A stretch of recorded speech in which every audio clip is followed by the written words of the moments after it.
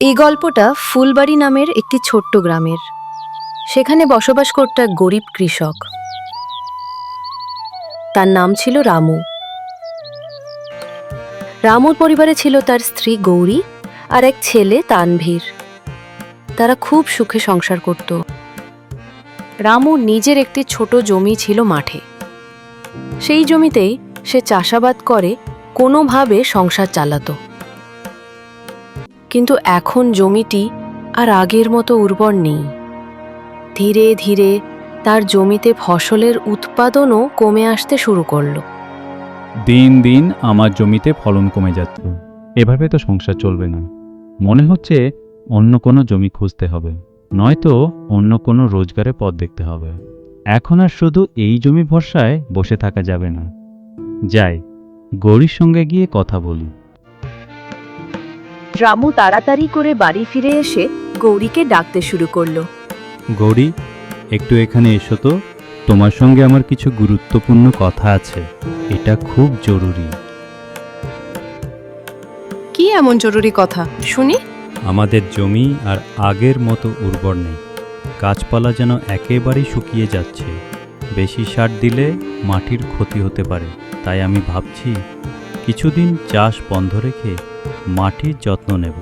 হ্যাঁ, এতে জমি ঠিক হয়ে যাবে। কিন্তু ততদিন সংসার আর তানভীরের পড়াশোনার খরচই বা কিভাবে চলবে? সেই কথাই তো ভাবছি। তুমি একবার জমিদার হরিরাম কাকার সঙ্গে দেখা করো। উনি খুবই ভালো মনের মানুষ, নিশ্চয়ই সাহায্য করবেন। ঠিক আছে, আমি কাল সকালেই ওখানে যাব।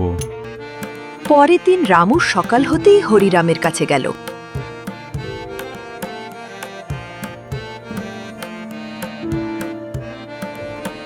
কাকা বাড়িতে আছেন? আরে রামু, এসো এসো, কি খবর বলো তো? কাকা, আমি এক সমস্যা নিয়ে আপনার কাছে এসেছি।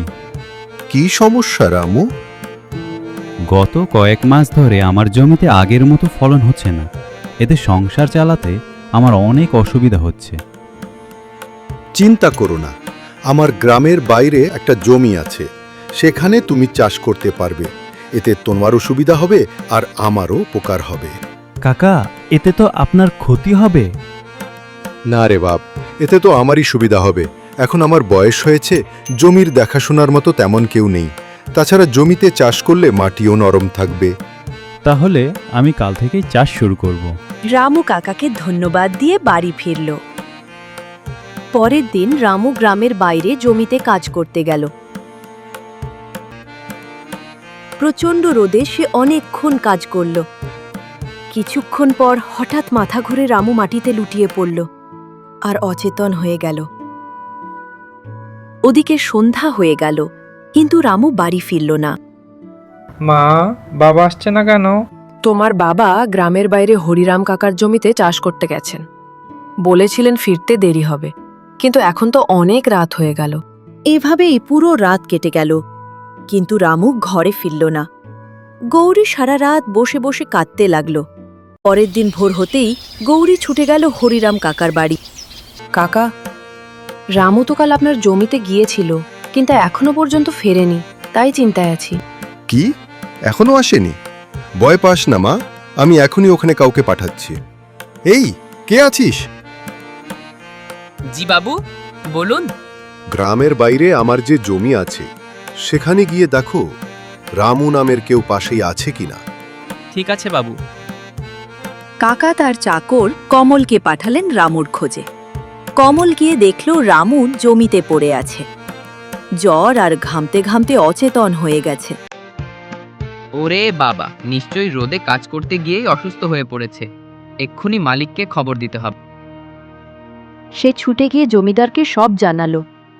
গৌরী এই খবর শুনে কান্নায় ভেঙে পড়ল। জমিদার হরিরাম রামুকে বাড়িতে নিয়ে আসার ব্যবস্থা করল।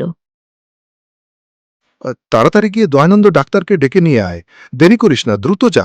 হে মালিক, আমি এক্ষুনি যাচ্ছি। কিছুক্ষণ পর ডাক্তার এলেন। ডাক্তারবাবু, দয়া করে ওকে একটু ভালোভাবে দেখে দিন। জমিদার বাবু, রামু প্রচণ্ড রোদে কাজ করার কারণে হিটস্ট্রোকে আক্রান্ত হয়েছে। আমি ওষুধ দিয়েছি, তবে সে গভীর অচেতন অবস্থায় আছে। সুস্থ হতে কিছু সময় লাগবে। এই বলে ডাক্তার ওখান থেকে চলে গেল। আর ওদিকে হরিরাম কাকা গৌরীকে সান্ত্বনা দিলেন এবং তাদের সংসারের খরচ চালানোর প্রতিশ্রুতি দিলেন। মা, এখন আমাদের সংসার কিভাবে চলবে? তুমি কোনো চিন্তা করো না সোনা, সব দায়িত্ব আমি সামলাবো। তুমি শুধু মন দিয়ে পড়াশোনা করো। তোমার বাবার স্বপ্ন তুমি একদিন বড় অফিসার হবে। আমি কঠোর পরিশ্রম করব মা। পরের দিন গৌরী জমিদারের কাছে গিয়ে চাষ করার জন্য জমি চাইল। কাকা অনেক বুঝালেন। গৌরীমা, চাষবাসে অনেক পরিশ্রম করতে হয়, তুমি এত কঠোর পরিশ্রম করতে পারবে না। আমি তোমাদের খরচ চালাবো। না কাকা, আমি নিজেই চাষ করে সংসার চালাতে চাই। শেষমেশ জমিদার রাজি হলেন এবং 2 কাঠা জমি চাষ করার জন্য দিলেন। গৌরী গ্রামে জমিদারের জমিতে খুব মনোযোগ দিয়ে চাষ করতে লাগলো। সকালবেলা জমিতে কাজ করার পর দুপুরে অন্য মানুষের বাড়িতে বাসন মাজার কাজ করলো এবং সংসার চালাতে লাগলো। ছেলের পড়াশোনার খরচও সামলে নিল। কিছুদিন পর তার পরিশ্রমে ফসল খুব ভালো হতে লাগলো। মাস শেষে তার অনেক ফলন হলো।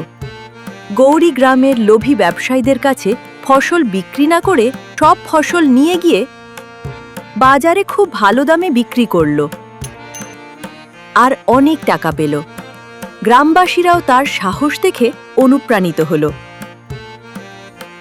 এভাবেই কয়েকদিন পর ডাক্তারের চিকিৎসা আর গৌরীর সেবা যত্নে রামুর অবস্থার উন্নতি হল। একদিন হঠাৎ রামুর জ্ঞান ফিরল। রামু, তুমি জ্ঞান ফিরে পেয়েছো। ভগবান আমাদের প্রার্থনা শুনেছেন।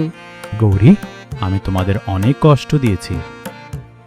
না রামু, তুমি আমাদের শক্তি। আমি সব সামলে নিয়েছি। কয়েকদিন পর রামু একেবারে সুস্থ হয়ে গেল এবং মাঠে নতুন জমি কিনে ফসল ফলাতে থাকল। কিছু বছর পর তানভীর বড় অফিসার হয়ে গেল। মা বাবা, আমি আজ যা হয়েছি সব তোমাদের ত্যাগ ও পরিশ্রমের জন্য। না রে বাপ, ছবি তোর মায়ের জন্য। আজও গ্রামের লোকজন গৌরী আর রামুর গল্প নতুন প্রজন্মকে শোনায় অনুপ্রেরণা হিসেবে। তো বন্ধুরা, এই ভিডিওটা যদি ভালো লেগে থাকে তাহলে লাইক, শেয়ার এবং সাবস্ক্রাইব করো। আজকের জন্য এইটুকুই। আবার দেখা হবে আরও একটি নতুন ভিডিও নিয়ে। ততক্ষণ পর্যন্ত ভালো ও সুস্থ থেকো। ধন্যবাদ।